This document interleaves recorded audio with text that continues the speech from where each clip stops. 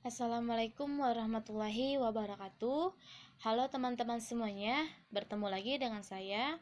Yang minggu lalu kita sudah bahas bab 1. Poin yang pertama, makna hak dan kewajiban warga negara. Poin yang kedua ada substansi hak dan kewajiban warga negara dalam Pancasila. Pertemuan kali ini kita akan lanjut poin yang ketiga, C, tentang substansi kewajiban negara. Simak video selanjutnya. Baiklah, bagian yang C tentang substansi kewajiban negara. Di sini kita akan membahas tentang substansi dan hak asasi manusia. Menurut definisi atau pengertian di dalam Kamus Bahasa Indonesia, substansi merupakan isi, pokok, atau inti, unsur, zat, dan watak yang sebenarnya dari sesuatu, sedangkan hak asasi manusia adalah seperangkat hak yang melekat pada hakikat dan keberadaan manusia sebagai makhluk Tuhan yang Maha Esa dan merupakan anugerahnya yang wajib dihormati, dijunjung tinggi, dan dilindungi oleh negara, hukum, dan pemerintah, dan setiap orang demi kehormatan serta perlindungan harkat dan martabat manusia dalam Undang-Undang Nomor 39 Tahun 1999. Berikut ini dijabarkan hubungan antara substansi hak dan kewajiban asasi manusia dengan Pancasila sebagai berikut. Yang pertama, ada ketuhanan yang Maha Esa, yaitu menjamin hak dan kemerdekaan untuk memeluk agama, melaksanakan ibadah, dan kewajiban untuk menghormati perbedaan agama. Yang kedua, kemanusiaan yang adil dan beradab, yaitu menempatkan hak setiap warga negara pada kedudukan yang sama dalam hukum, serta memiliki kewajiban dan hak-hak yang sama untuk mendapatkan jaminan dan perlindungan hukum. Yang ketiga, Persatuan Indonesia, yaitu mengamanatkan adanya unsur pemersatu di antara warga negara dengan semangat gotong royong, saling membantu, saling menghormati, rela berkorban, dan menempatkan kepentingan bangsa dan negara di atas kepentingan pribadi atau golongan. Hal ini sesuai dengan prinsip hak asasi manusia bahwa hendaknya sesama manusia bergaul satu sama lainnya dalam semangat persaudaraan.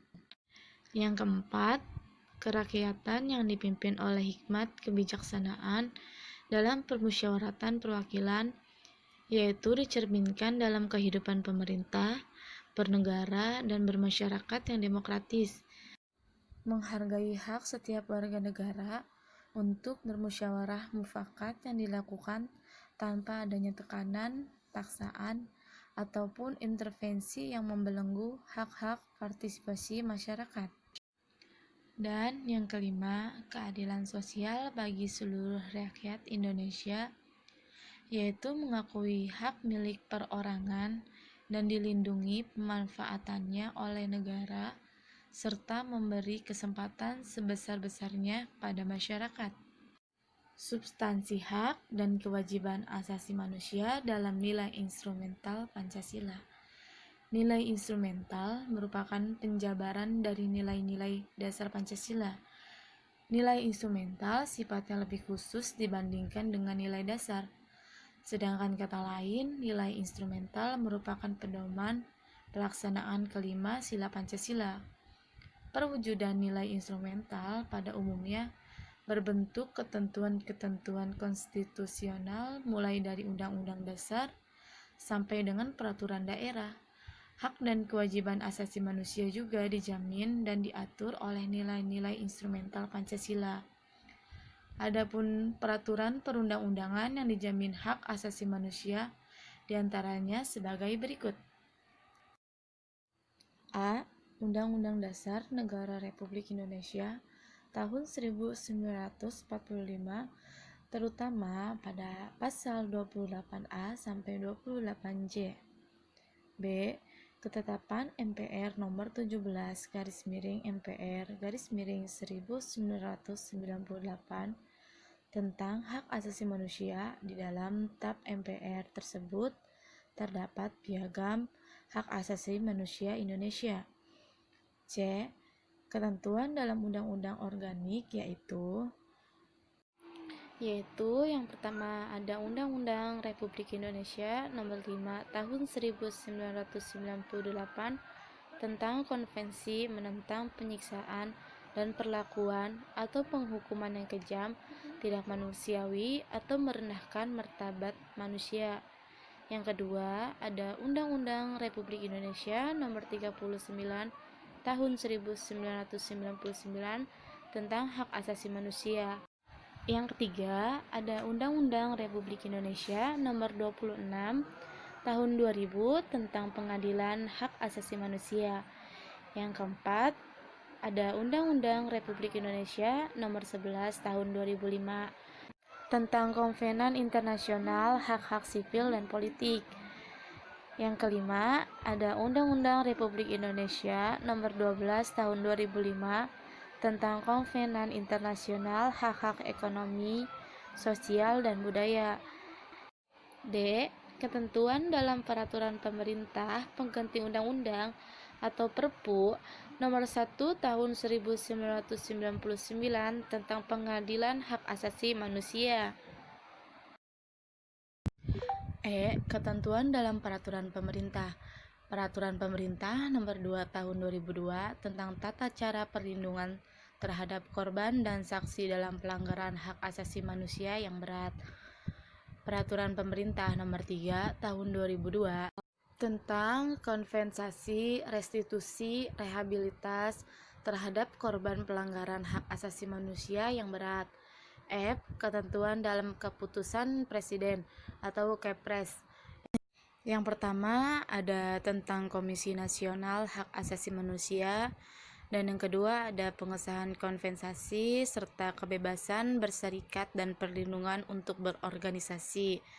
Yang ketiga ada pembentukan Pengadilan Hak Asasi Manusia pada Pengadilan Negeri Jakarta Pusat, Pengadilan Negeri Surabaya, Pengadilan Negeri Medan, dan Pengadilan Negeri Makassar. Yang keempat ada tentang perubahan Kepres serta tentang pembentukan Pengadilan Hak Asasi Manusia pada Pengadilan Negeri Jakarta Pusat. Yang kelima tentang Rencana Aksi Nasional Hak Asasi Manusia Indonesia tahun 2004 sampai tahun 2009. Substansi hak dan kewajiban asasi manusia dalam nilai praksis sila-sila Pancasila. Di sini ada pengertian nilai praksis merupakan realisasi suatu pengalaman dalam kehidupan sehari-hari. Nilai praksis Pancasila senantiasa berkembang dan selalu dapat dilakukan perubahan serta perbaikan sesuai perkembangan zaman dan aspirasi masyarakat. Hal ini dikarenakan Pancasila merupakan ideologi yang terbuka. Hak asasi manusia dalam nilai praksis Pancasila dapat terwujud apabila nilai-nilai dasar dan instrumental Pancasila itu sendiri dapat dilaksanakan di kehidupan sehari-hari oleh warga negara. Hal tersebut dapat diwujudkan apabila setiap warga negara menunjukkan sikap positif dalam kehidupan sehari-hari. Adapun sikap positif tersebut diantaranya: yang pertama, ketuhanan Yang Maha Esa merupakan sila pertama. Sikap positifnya menghormati dan bekerja sama antar umat beragama sehingga terbina kerukunan hidup, saling menghormati kebebasan beribadah, tidak memaksakan suatu agama dan kepercayaan kepada orang lain. Yang kedua, kemanusiaan yang adil dan beradab merupakan sila yang kedua. Contoh positifnya yang pertama mengakui persamaan derajat, hak, dan kewajiban antara sesama manusia. Yang kedua, contoh positifnya saling mencintai sesama manusia, tenggang rasa kepada orang lain, tidak semena-mena kepada orang lain, menjunjung tinggi nilai-nilai kemanusiaan, berani membela kebenaran dan keadilan, hormat menghormati dan bekerja sama dengan bangsa lain. Yang ketiga, ada Persatuan Indonesia merupakan sila yang ketiga. Contoh positifnya menempatkan persatuan kesatuan, kepentingan dan keselamatan bangsa dan negara di atas kepentingan pribadi atau golongan, rela berkorban untuk kepentingan bangsa dan negara, cinta tanah air dan bangsa, bangga sebagai bangsa Indonesia dan bertanah air Indonesia, memajukan pergaulan demi persatuan dan kesatuan bangsa yang berbhinneka tunggal ika. Yang keempat, kerakyatan yang dipimpin oleh hikmat kebijaksanaan dalam permusyawaratan perwakilan merupakan sila keempat.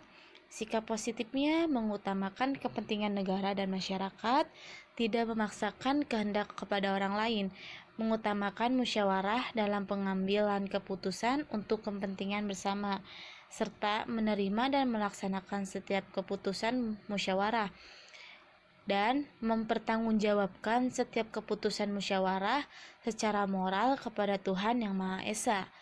Yang kelima, ada keadilan sosial bagi seluruh rakyat Indonesia merupakan sila yang kelima.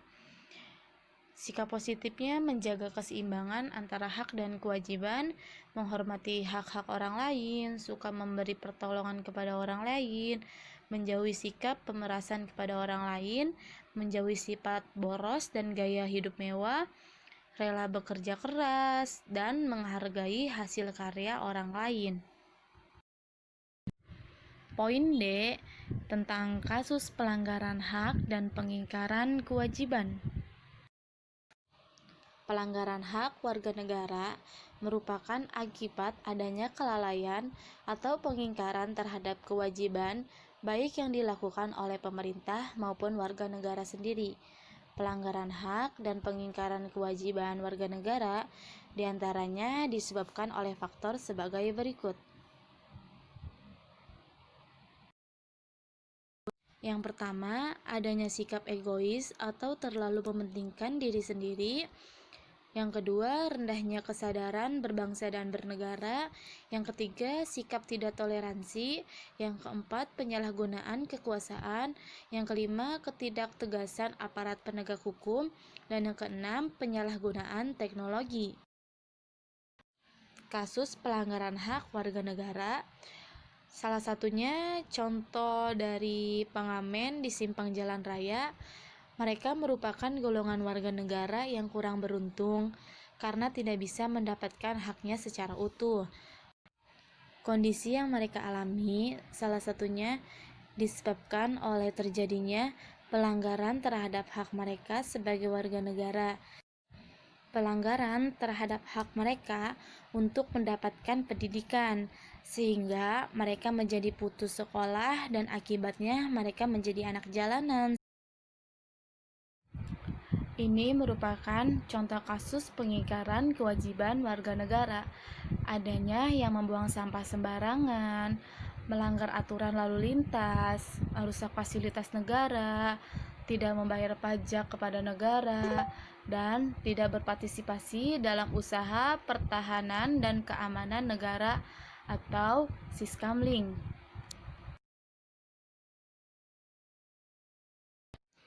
Poin E, tentang penanganan pelanggaran hak dan kewajiban negara. Upaya penanganan pelanggaran hak dan kewajiban negara, misalnya dengan cara adanya supremasi hukum dan demokrasi yang harus ditegakkan. Para pejabat hukum harus memberikan contoh yang baik untuk memenuhi kewajiban dalam memberikan pelayanan yang sebaik-baiknya serta adil kepada masyarakat. Alhamdulillah, pembahasan materi bab 1 ini selesai. Semoga teman-teman semuanya paham dan mengerti. Mohon maaf bila ada kesalahan dan kekurangan dalam penulisan dan pembuatan video. Tetap jaga kesehatan semuanya ya teman-teman. Billahi taufiq wal hidayah. Wassalamualaikum warahmatullahi wabarakatuh.